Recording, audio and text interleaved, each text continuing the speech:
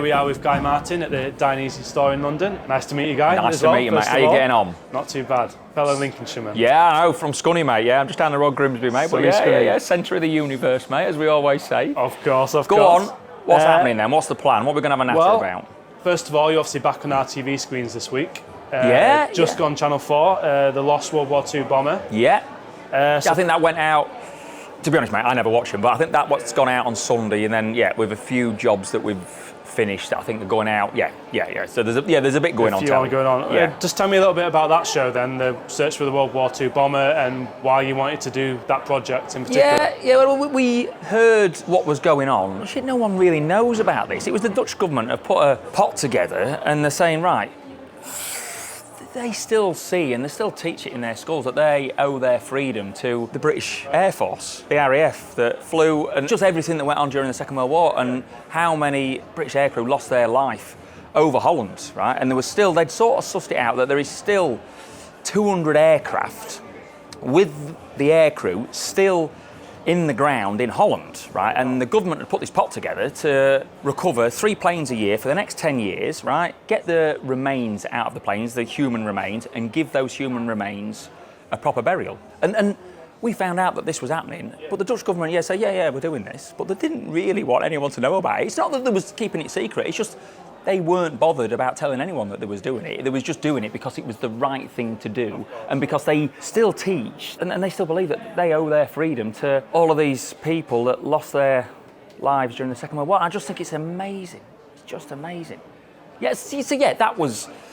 We was probably a year filming that, from start to finish. Yeah, it was amazing. I didn't really understand what was going on. We're going to recover this plane that was in this lake, sort of the sea. It's sort of a dammed off bit of the sea. And there's still a load of planes in there, but they're saying, right, they started off with the ones that they had the biggest chance to recover human remains.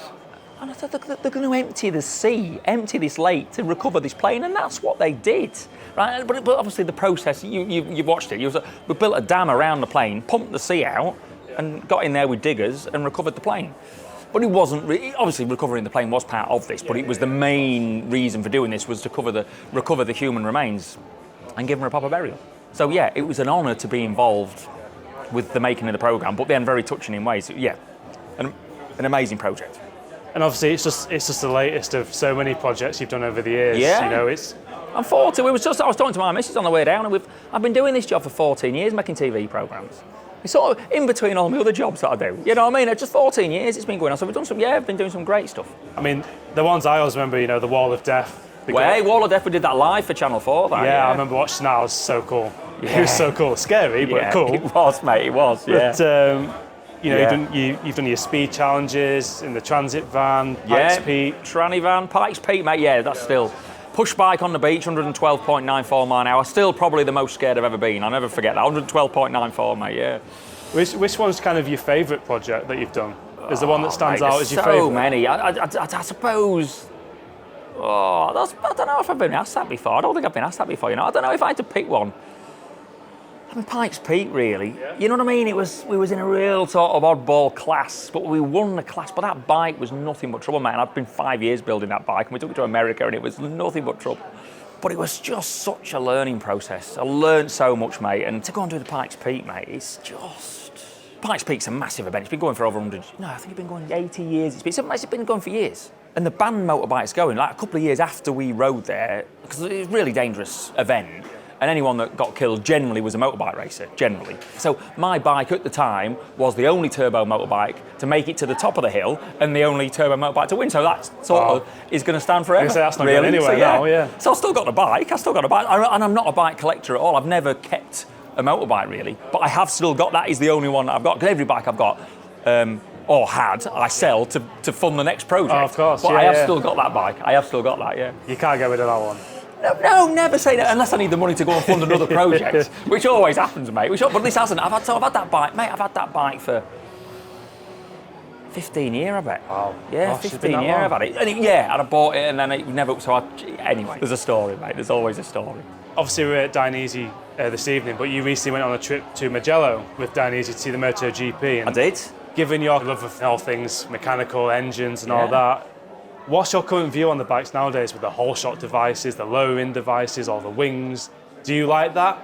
or you wish it was less, more traditional, if you like? No. You love it? More. No. More. I think I'm sort of, in a way, disappointed in the whole motorbike industry, because I know the new rules will come out for 2027. I think they should have gone further. You know what I mean? They're trying to take the technology out. Well, I don't want that. I want more technology in the bikes. I want more. I want to see. I think we should be back on 250s and just turbocharge them and direct injection, or have ERS and KERS motors on them, recovery, batteries. I just want to see all the technology. I want to see it all. I just think because motorbikes sort of haven't really advanced the whole time I've been involved. Well, the whole time since I've been born, really. We're still sort of dealing with conventional engine that's naturally aspirated with port injection, which is great. And at this point in time, I suppose it makes for amazing racing, doesn't it? But if it was just a free-for-all, like the days of doing, you know what I mean? You'd just say utter domination from one band, which I suppose we are sort of seeing at the moment, aren't we, with Ducati? It's sort of utter domination. But yeah, but then you see a bit of KTM, you see a bit of Aprilia, but then it's sort of a disaster for anything Japanese at this point in time, isn't it? You know what I mean? So but we're sort of, and this is why sort of stuff at the top is sort of that close now. Like Honda, if compared to last year's lap times, I think they would be there or thereabouts. Yeah. You know what I mean? But Ducati because have gone the thing so far. has evolved. Yeah. You know what I mean? But because they've all sort of come to the same conclusion, we're not seeing any massive step forwards. I think that the last sort of major step forward that we saw was the whole shot device. You know what I mean? Ducati brought that in, and I think Jack Miller a couple of years ago. No, it was before. They wanted like 5 years ago. 4 or 5 years now. 5 years ago. Yeah. So I love stuff like that. I want to see more of that. I want to see more on that. And to be honest, I'm not that bothered if it makes for boring racing, because I want to see the technology. I want to see it. I want to see stuff. Yeah, I want to see stuff blowing up and the boundaries being pushed. But but that wouldn't make for great entertainment, would it? But it's prototype racing, isn't it? So you Yeah, want to see prototype stuff on there. Yeah, that's what I do. We're not just run of the mill and they've all come to the same conclusion. They're a bit the same as Formula One now. You know what I mean? At the start of the hybrid era, we saw like Mercedes was just a light years ahead of everyone else, but they've all sort of gone around and they've come to the same conclusion now. So they're all within, like, the whole grid is covered by a second or a second and a half or something, which is sort of yeah. So it's a bit boring. Would you like to jump on a MotoGP bike yourself and give those On a MotoGP devices bike? a go? Yeah. Would you like to have a go? Yeah, I'd have a go, but I sort of got out of motorbike racing, sort of conventional motorbike racing, what I was doing, whether it was BSB or the Isle of Man TT. I sort of got out of that because I got bored of it. You know what I mean? The bikes, I just riding the same bikes and nothing really stood out. And I thought, I just love innovation and evolution of bikes. And then I've been riding for the same bikes for years and nothing was left. So I packed in racing, started doing a bit of motocross, a bit of trials, because I'm crap, I'm trying to get better at that. And then into land speed racing. And I'm trying to do 300 mile an hour. I'm trying to be the first man to do 300 mile an hour in a standing mile, but no one has ever done 300 mile an hour on a sit on motorbike officially. So I'm trying to do that. So what I'm having to do here is I'm trying to evolve a motorbike to get it to achieve that. So engines and turbos and electronic management. So I'm all the learning I'm having to do. I'm having to drag things away from the car world. That's where the technology is. You know what I mean? In the motorbike world, there's nothing really in the motorbike world that will help me achieve my goal of 300 mile an hour. So I'm having to get it from other forms of motorsport to help me get where I need to be. And that's an ongoing project still, isn't it? You're working at Elvington, aren't you? You've been trying to do it at Elvington? Elvington, Cottesmore, Macranish. I go to a few different places, mate. It's a constant state of evolution, that thing, mate. Fries my brain. My missus is sick of it, mate. I'm always fannying about with it, changing and learning. But, mate, it's a learning now. I got a few steps back to go a little bit forward. Yeah. Mate, but I love it. That's what I love. You mentioned you kind of got bored of the racing scene. It hadn't really progressed. So what was the most enjoyable part of your racing career? Would you say it was more towards the beginning when you were doing a little Irish road racing, or when you were doing the TT right at the front of the TT? At the beginning, when I first started at the TT, and I think that's, I've got to remind myself really that I did when I first went to the TT, sort of 2004, for probably 4 or 5 years, I was willing to die for that. I loved it that much. I loved riding, learning that much, man. I loved it. And then after then, I found more interesting things, and I thought, but I kept on with it. I kept doing it because it sort of was. It's what I did. You know what I mean? Every year you went. Last week of May, first week of June, you went to the TT. You did that, and then you did all the Irish stuff. It was great. But it took for me to stop to realise, hang on, there's better things to die for here. You know what I mean? And that's where I sort of got into my other things, my land speed racing, because I just, I'm always, what's the next thing? What's the next thing? What's the next thing? And that's sort of what I've learned is, whatever I'm doing, it's got to be something that's worth dying for. You know what I mean? I'm not trying to over-exaggerate anything. That's sort of what it is. You want to push things, don't you? Push things to the limit, try new things. I want to learn, mate. I want to learn. What can it break? Oh, if it breaks, all right, I'll try and do this. Try and find another way to skin the cat, mate. But yeah, that's what I'm doing. And Joni TT, you got 17 TT podiums. Is that right? Yeah, I couldn't have told you. Is that right? I'm sure it's 17. Is that right? Yeah. You did a great job. 1 or 2, man. I didn't win one, did I? I mean, Southern Hundreds, mate. I won a few of them, man. I won a few Ulster Grand Prix, I think. But, mate, other than that, mate, I never kept... I've never been a man for talking about what I won, what I didn't win, what I nearly did, what I should have done, mate. I've never been... I mean, I have spoken about I don't live my life off that, I should have... I could have done, I won it, mate. What are we doing? What am I doing? I'm not about what I've done, I'm about what am I doing? What am I doing? What's happening? What's happening? I mean, what you did do is you pushed some of the best road racers like yourself to put in their best performances. What other road races do you kind of admire the most, if you like? Obviously, you've got John McGuinness, still going strong now, you know? He is, yeah, he is. He's still quick. Yeah, he is, yeah. I respected all of those boys. At times, maybe not at the time, but now you walked away, I thought, like Michael Dunlop, John McGuinness, Ian Hutchinson, he's been through some pain. Connor Cummins, all of those boys. And then these young lads now, like young James Hind, I do engines for him, bits and bobs. It's a bubble, mate. When you're in that bubble, you struggle to see outside of that. But yeah, when you're in that, it's all, yeah. You're all competitors, aren't you? You're all rivals when you're in the bubble. But like you said, now you've taken a step back, you can see them for what they've done as well. But it took for that, mate. It took for me to stop to realise I should have stopped years ago.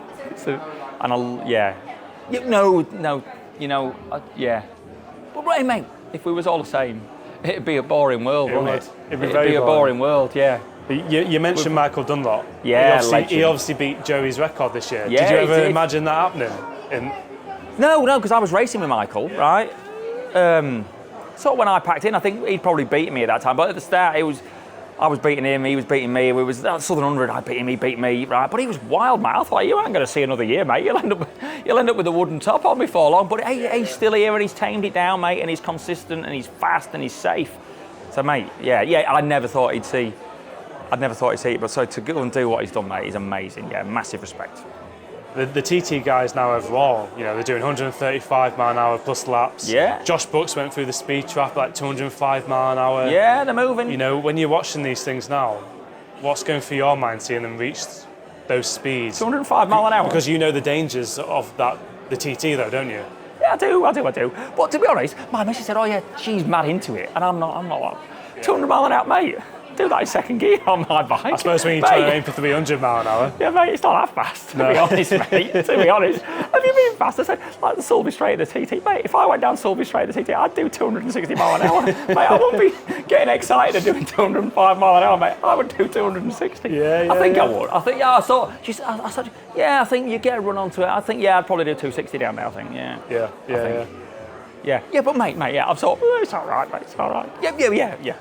It's impressive, but when you're aiming for 300, not so much. Yeah. It makes a different kettle of fish. Mate, but I've all respect, mate. I haven't gone as fast as that. I think I did 132 something, I think. I can't remember what. You know what I mean? Which I suppose he's still all right, I think. He's still all right. I don't know where it ranks. To us mere mortals, it's very impressive. Yeah, but I suppose that must have been 10 years ago I did that. Yeah. Over 10 years ago. Yeah, but again, that was, a long time ago, mate. A lot's happened between now and then. And since then, you've become a very popular TV personality, I guess they call it now. Did you ever imagine becoming that, though? That's never been a goal, mate. It's not a goal now. They come to me with jobs. Yeah. But they're not really jobs. What makes my mind up if I'm going to go filming is, would I take time off work to do that? Would I pay my own money to do that? And I think, then I'll do it. It just happens. I get paid to do it, which is amazing. Like we've just done start of this year.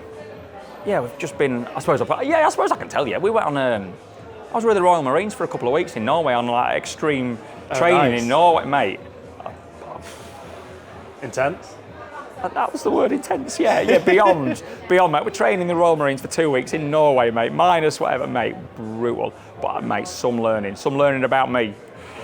Yeah, some learning about the tough men. Yeah, what a trip. Yeah, so when you're getting the opportunity to do things like that, yeah, so no, the goal has never been to become a household name or to be famous. That's never a goal. It's just to come with an interesting job. Yeah, that sounds mint. Let's do it. I guess by the sounds of it, you just want to keep pushing yourself to the limit as well, don't you? No challenge is too big for you. Not at this point in time, mate. Not at this point in time. But I sort of bit of me is looking forward to the day where I can get up in the morning and go, I'm happy we're doing nothing. But that day, I can't see that. Yeah, I'm looking forward to that day coming, but that day's not coming anytime soon. Every time, right, what are we doing? What's happening? What am I doing? What can we do? You know what I mean? Trying to make things faster, go further on my push bike, go faster on my motocross bike, finish the Scott trial. This is another thing that I'm not very good at trialing, mate, but I'm trying to finish the Scott trial. How hard is it to become even a half decent trials rider? Because it's a hard technique to adjust to, isn't it? Mate, I'm trying to learn. It's an old dog, new tricks. I'm 42-year-old, mate, and I'm trying to learn trialsing now. Right, and I'm probably a year into it. I did the Scott trial last year, which is the toughest. They call it the toughest one-day trial in the world, 80 miles, 80 sections. And I'm not a big trials fan, to be honest, but the trial isn't really a trial. It's more of an extreme enduro, really. 80 miles, 80 sections, mate. And I did it last year. I got 20 sections in, 30 mile in, mate, and that's as far as I could get. So I'm just training like hell. We've had a trial section built at the back of the house, just so I can ride every night, mate, just to try and get better, to try and get the Scott trial finished. Because I'm no good. I've never had. I just had riding knobber 90s, like Honda 90s. That's what I grew up riding those around fields, mate. You know what I mean? I've never had a background or a bedrock of trials or motocross like motor riders. So I'm trying to instill that now, that discipline of trials. It's completely different, isn't it? It's like There's nothing nothing else, like mate. trials. But mate, I'm going to suss it. And I'm going to finish the Scott trial, mate. It's just, might not be this year. I don't think it'll be this year, mate. But a few years, mate, we'll get it done. Awesome. Thank you very much. Sound.